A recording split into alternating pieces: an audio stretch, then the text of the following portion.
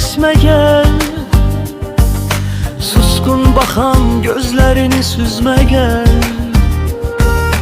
Heç kimsədən, heç bir kəsdən küsmə gəl.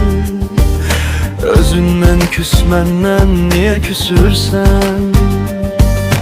Həzan olan yarpaqlar tək əsmə gəl. Suskun baxan gözlərini süzmə gəl. Heç kimsədən, heç bir kəsdən küsmə gəl. Özündən küsməndən niyə küsürsən? Neynim Allah belə yaradıb məni? Yaradana həvalə etdim səni.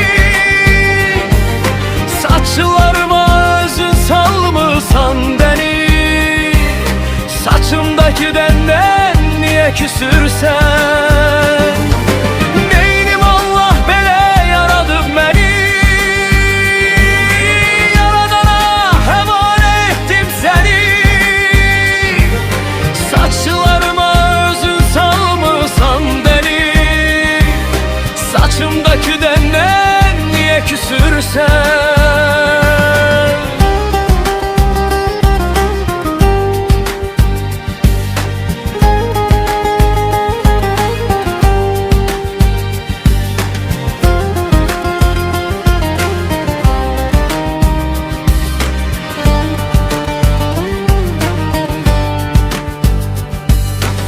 Eşq bağıma sən tikanlar əkmisən. Qəm kədərdən mənə kəfən tikmisən. Gör sinəmə necə dallar çəkmisən. Dağlarda keçəndən niyə küsürsən? Eşq bağıma sən tikanlar əkmisən. Qəm kədərdən mənə kəfən tikmisən.